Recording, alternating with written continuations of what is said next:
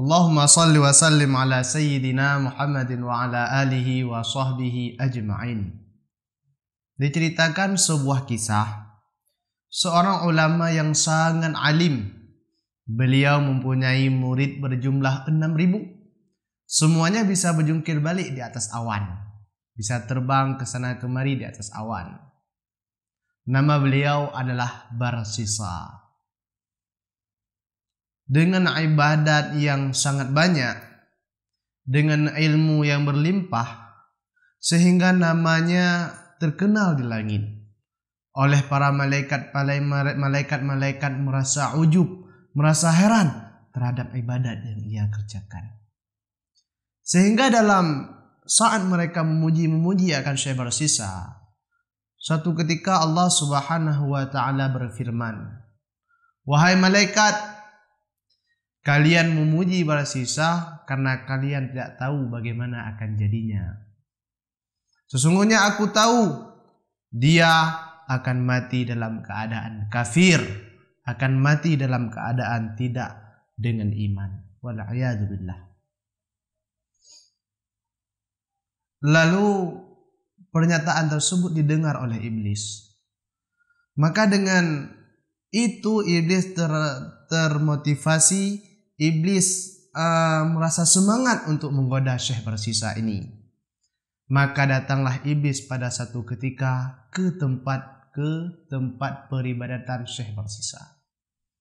Di sana didapat Syekh Barsisa sedang beribadat, dan iblis menghampiri seraya berkata, "Assalamualaikum. Saya adalah orang yang dari jauh ingin berjamu. Perkenankan saya menjadi tamu Anda." Maka dengan kesalehan dan kearifan, Syekh Barsisa menerimanya sebagai tamu. Sehingga di saat malam, siang, hari, setiap hari tanpa istirahat, sang tamu beribadat tanpa henti, tanpa minum dan tanpa makan. Maka Syekh Barsisa merasa heran.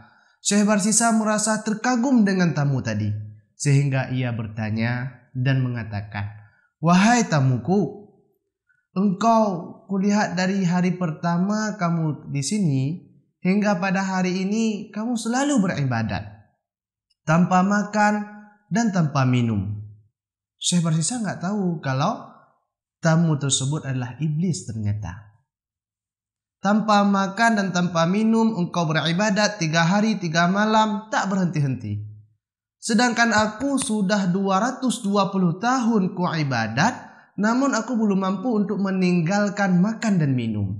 Apa gerangan, apa resep supaya aku bisa jadi sepertimu?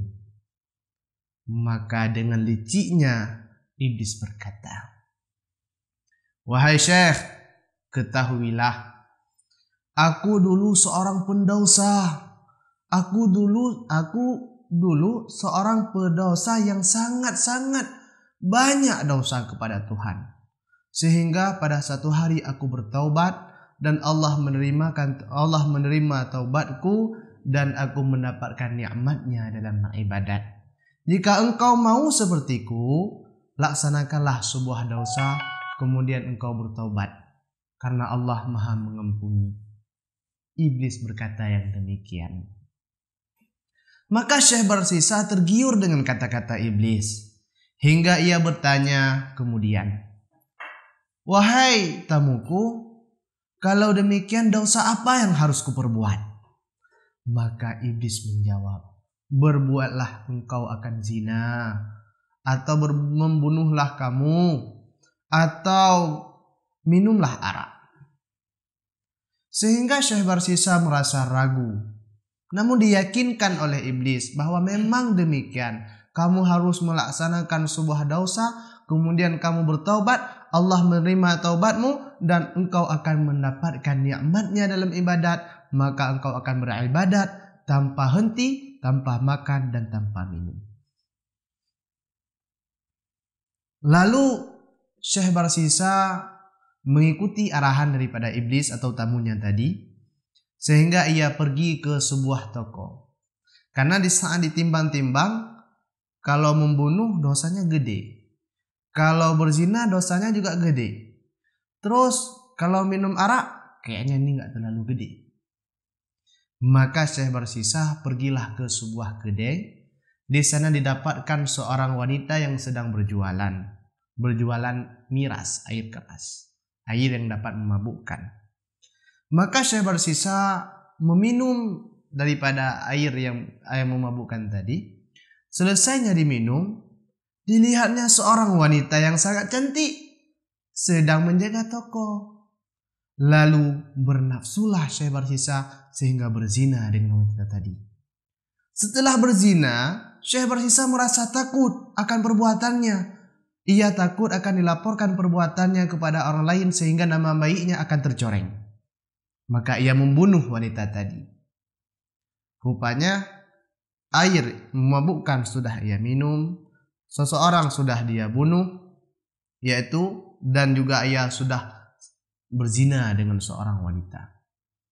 Di saat demikian, selesai ia membunuh wanita tadi, datanglah suami wanita itu hendak membunuh Syekh Barsisa. Namun datanglah iblis dengan rupa manusia. Wahai Pak Tua, wahai Pak, jangan engkau bunuh Barsisa ini, jangan engkau bunuh laki-laki ini. Ambilkan dia, bawakan kepada raja, engkau minta penghakiman tuntutan daripada raja. Sehingga dibawalah Syekh Barsisa tadi kepada raja. Sesampainya di sana, maka Syekh Barsisa diberikan had ataupun diberikan hukuman. Yang pertama, dicambuknya 40 kali dikarenakan sudah minum air keras. Kemudian dicambukkan 100 kali karena sudah berzina. Kemudian diambil Syekh Barsisa tersebut, disula, disalib di sebuah tiang dikarenakan ia sudah membunuh. Maka di saat demikian tak ada seorang pun yang dapat melepaskannya. Dan ia telah mengakui dengan perbuatan jahatnya itu. Maka tidak ada seorang pun yang dapat melepasnya. Sehingga di saat-saat susah demikian, di saat-saat sulit ini, datang lagi iblis kepada Syekh Barsisa seraya berkata, "Wahai Syekh, aku sudah mengikutimu, aku sudah menjagamu selama 220 tahun. Hari ini jikalau engkau mau bebas daripada tuduhan ini, kalau engkau mau hidup seperti biasa, ikutlah perkataanku." Maka untuk yang kali selanjutnya pula Syekh Barsisa tergiur dengan kata-kata. Sehingga ia menuruti apa yang diinginkan oleh iblis dan ia berkata, "Wahai Fulan, apa yang harus aku lakukan?" Maka saat demikian iblis berkata, "Katakanlah bahwa aku ini adalah Tuhanmu. Maka sujudlah kepadaku." Syekh Barsisa bertanya, "Bagaimana aku sujud kepadamu sedangkan aku terikat? Kamu bisa melihat sendiri." Maka iblis menjawab, "Enggak usah sujud. Bagaikan kau sujud dalam salat. Cukup engkau menundukkan kepala saja."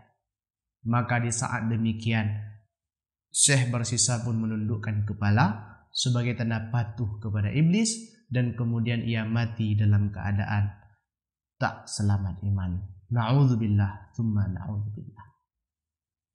Maka inilah perihal iblis. Di saat di dunia ia menggoda kita begini dan begitu, namun di saat kita sudah mengikutinya, ia akan berkata, "Ana bari'um minka." Aku terlepas daripadamu, aku enggak ada kaitan kepadamu. Wa ana akhafu ilallah, dan aku takut kepada Allah.